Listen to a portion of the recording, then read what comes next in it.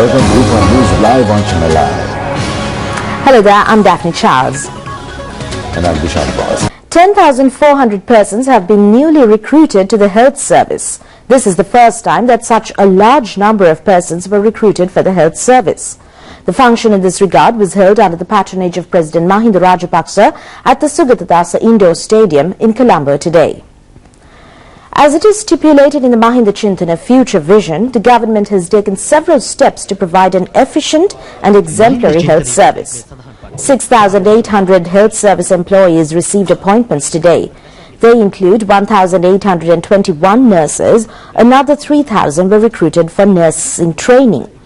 The nursing staff, which was 13,600 in the year 2005, has now been increased to 36,000. Another 500 persons were recruited as lab technicians, pharmacists, X-ray technicians, and for other related professions. More than 2,000 persons were recruited for training in 14 categories of health service, including public health inspectors and family health service officers. The President, addressing the function, said that the government was able to usher in the golden era of the health service by fulfilling the pledge given to safeguard the rights of the free health service in this country.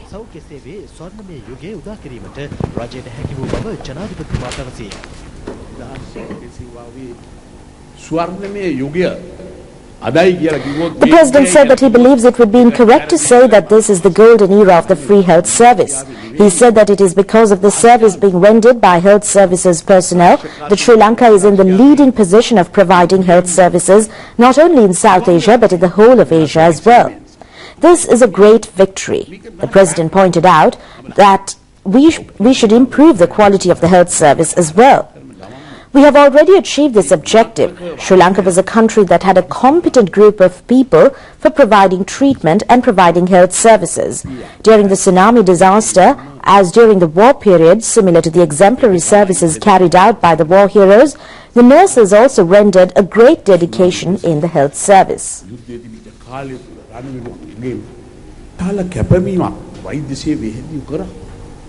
The President requested the new recruits to dedicatedly contribute for the future progress of the health sector. The President said that he believes that those who received appointments today will serve the sick with maximum dedication. He said that when they get appointments, not to expect getting appointments close to their hometowns. He requested the new appointees to go to the villages and serve the innocent people there. If it was done, the responsibility of the new appointees could fulfill the aspirations of Florence Nightingale made in the past.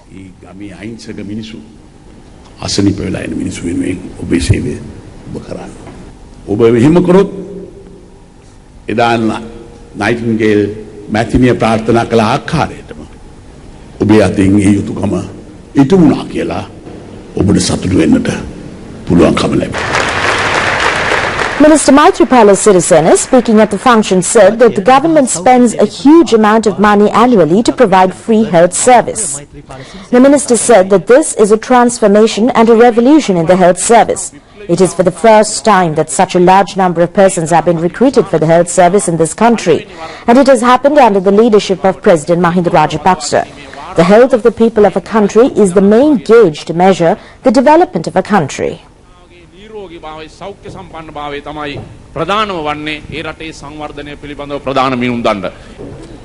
chairman of the United Nurses Union, Venerable Muruthetwe Anandathera, and Deputy Minister Lalit Dissanayake also attended the function. Cut-off marks for the Grade 5 scholarship examination has been released.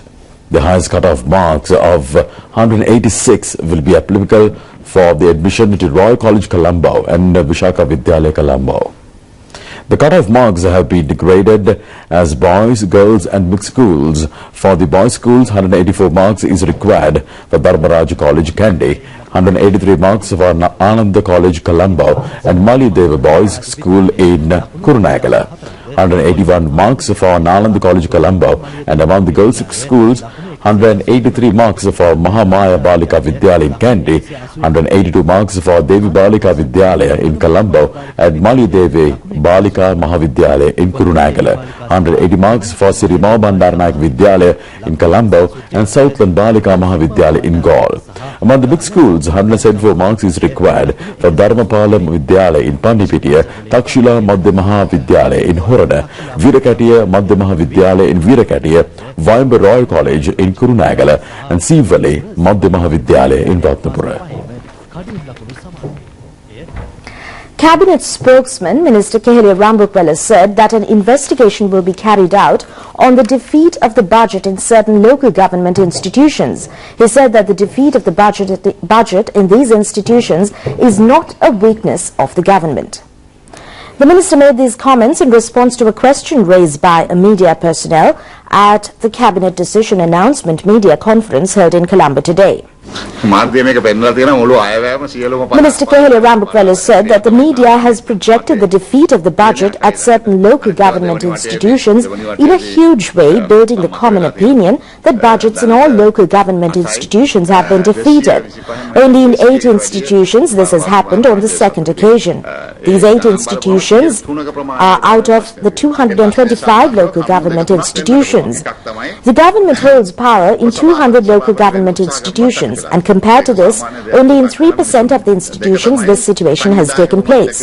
He said that in the 8 institutions in which the budget was defeated, the reason may be personal animosity and the vice chairman attempting to become the chairman. Sometimes the chairman may be functioning in a dictatorial manner. The minister said a committee appointed by the General Secretary of the party will look into this matter and take appropriate remedial action. Meanwhile, United National Party members Sajith Premadasa and Thalathathu Korle have decided to boycott the United National Party Leadership Council meetings in the future as well. The Leadership Council met again today. MPs Sajith Premadasa and Thalathathu Korle had been requested to attend today's meeting to solve the existing problems, considering the meeting as a special occasion. The Anunayaka of the Ramanya Mahanikaya and the Anusasaka of the United Bhikkhu Front, the Venerable Girambe Ananda Thera, had also requested these 2 parliamentarians to make the maximum opportunity of this occasion and attend the meeting. Meanwhile, internal sources of the United National Party state that if these 2 parliamentarians, Sajith Premadasa and Thalathathu Korle, continue to boycott the Leadership Council meetings, a decision will have to be taken about their membership in the Council. They also state that there is a readiness among some members to submit a proposal to the United National Party's National Convention to be held next year. Sri Lanka has become the most child-friendly state in the South Asian region this year. Sri Lanka has become the first in a survey carried out by the Organization Against Violence for Children affiliated to the SANG organization. The report was presented to President Mahinda Rajapaksa in Colombo this evening. 1/4 of the children population lives in South Asia. Majority of them suffer from violence related to war. Another group of children have become destitute because of malnutrition and lack of protection. Compared to other countries, Sri Lanka has been commended for totally elimination of war, violence against children. The report pointed out that the children of Sri Lanka face minimum global problems. The child welfare facilities provided by the country has given a significant impact for the child protection in Sri Lanka. The report was presented to President Mahinda Rajapaksa this evening by the Director General of the South Asian Organization, General Richard Chopel. In recognition of the service being rendered by the President for the child welfare, a memorabilia was also presented to the President by the National Child Protection Authority. The report presented today focused special attention on activation of Child Development and Women's Affairs Ministry, empowering of the National Child Protection Authority, introduction of the emergency number 1929 to provide information about child misuse, and the implementation of IT successfully, and the strengthening of child health activities and thereby minimizing the child death ratio.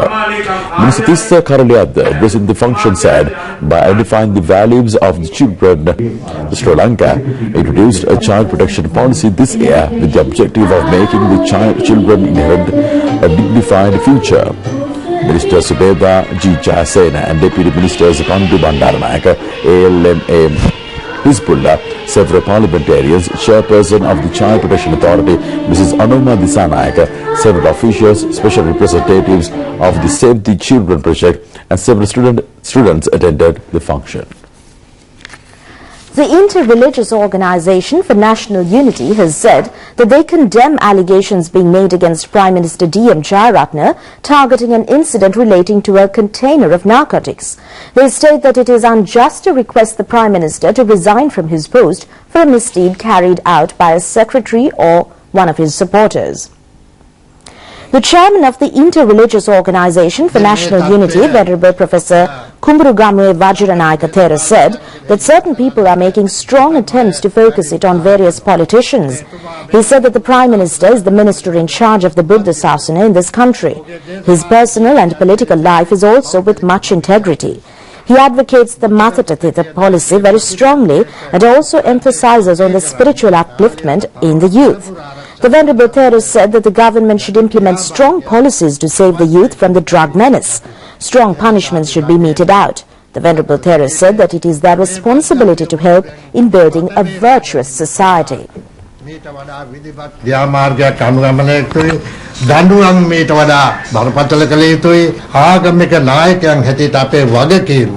අපේ කාර්යභාරය මේ රටේ සදාචාර සම්පන්න සමාජයක් ගොඩනැගීම. නීතියේ තියෙන හිල් වලින් සිදුරු වලින් පැනලා යන්න. The co-chairman of the Inter-Religious Organization for National Unity, Reverend Father Sarath Hettiarachchi, said that it is the opinion of the religious organization that people should not be allowed to use the loopholes in the law. He said that the people involved in the narcotic incident should be taken into custody and they should be subjected to strong legal action. The Reverend Father also said that it is a low act attempting to discredit the Prime Minister and thereby attempt to gain political advantage. Chairman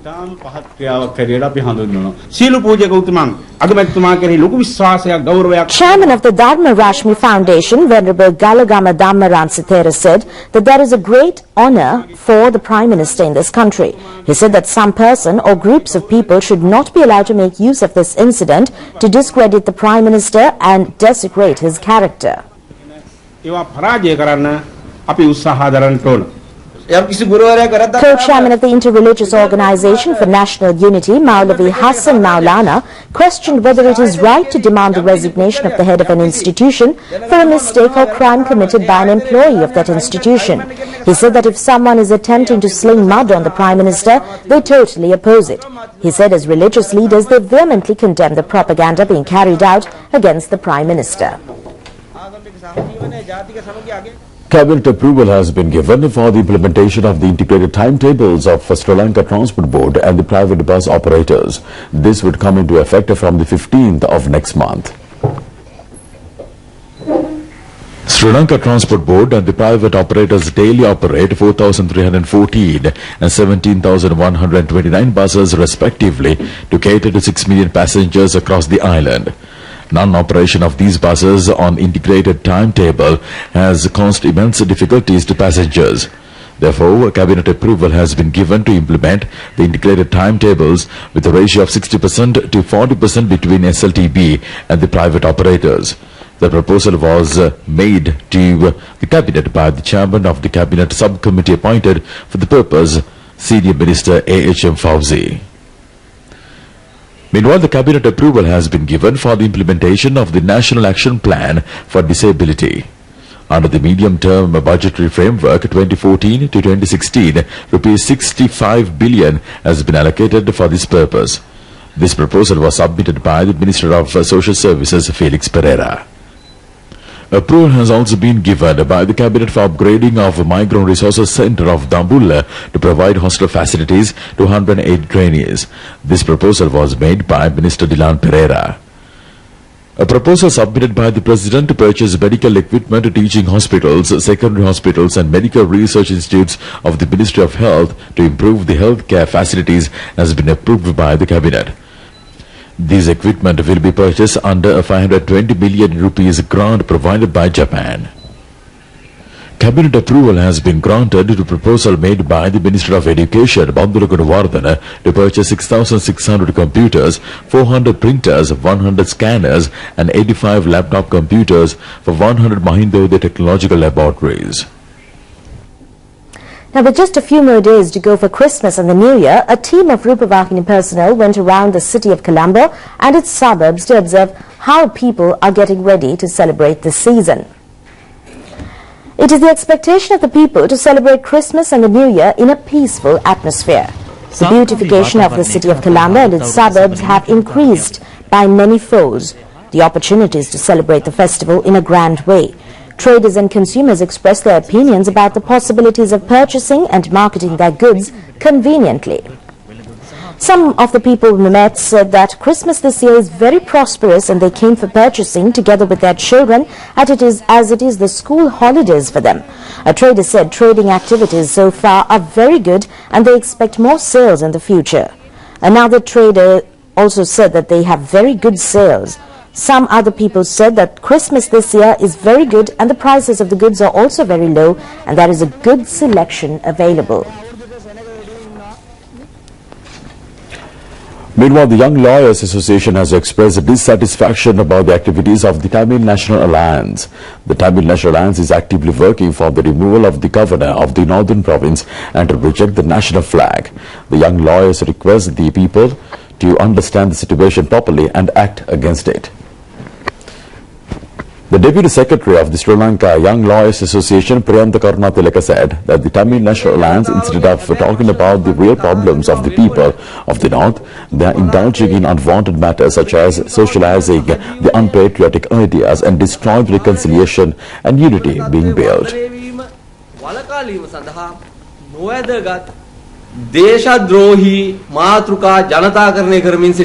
The President of the Sri Lanka Young Lawyers Association, Dr. Kanchana Silva, said, instead of talking about the friendship and the reconciliation, these people who violated human rights and function as the proxies of the terrorists are attempting to spread divisions in the country. The national organizer of the Sri Lanka Young Lawyers Association, Premana Dolawata, said that there is nothing to be surprised about the behavior of these people. He said that these people who could not achieve their objectives through the war are attempting to push the Tamil people once again towards the objectives of separatism. The secretary to the Sri Lanka Young Lawyers Association, Manoj Gambage, said that they are kindly requesting these people to stop the path of blood and enter the democratic path. The Institute of Supply and Materials Management held its 22nd convocation to award diplomas to students. 32 students who successfully completed the 3-year course in Purchasing and Supply Management received these diplomas. The chief guest at the function was the Secretary to the Ministry of Higher Education, Dr. Sunil Jayanta Navaratna, and the guest of honour was the Director General of the Sri Lanka Customs, Jagat P. Vijayveera. The Institute of Supply and Materials Management has completed 40 years of service to the national economy of Sri Lanka. It is the leading specialized institution which fosters the professional development of purchasing and supply chain management functions in the country.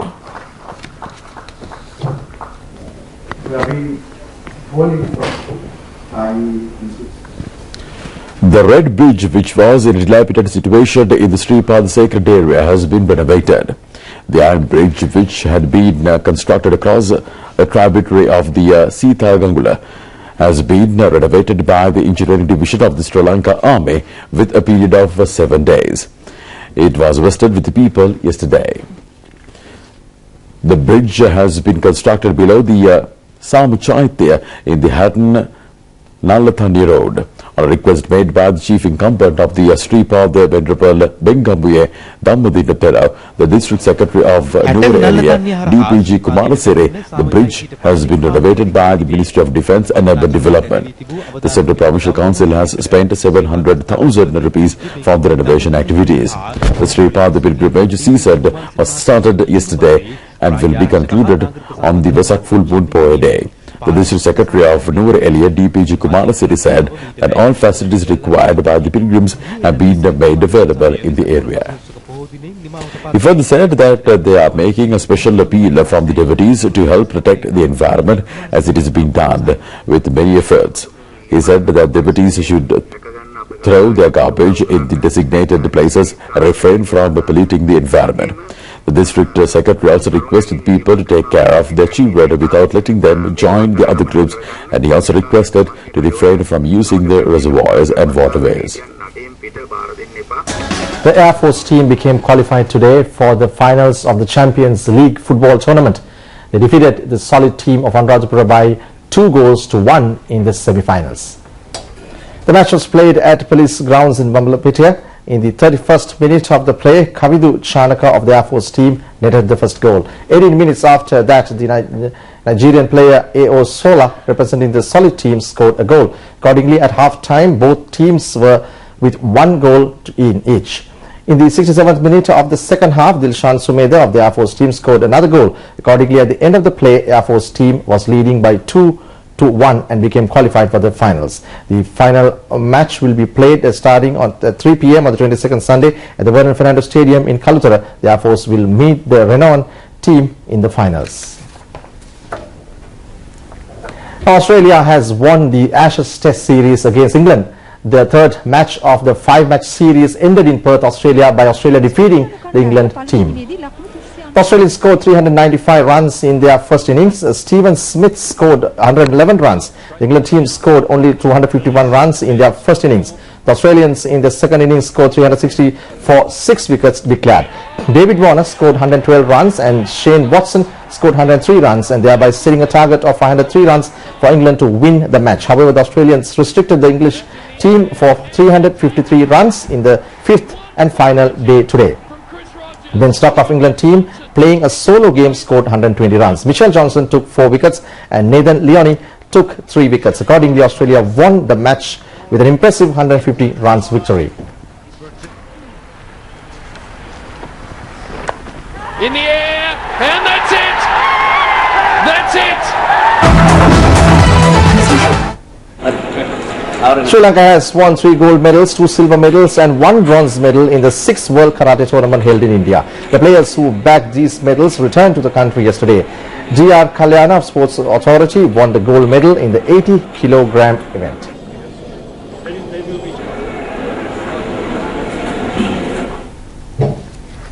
And that's all stories for the moment. Do join us once again tomorrow at the same time to take a look at the latest on the world of news. Till then, have a wonderful time.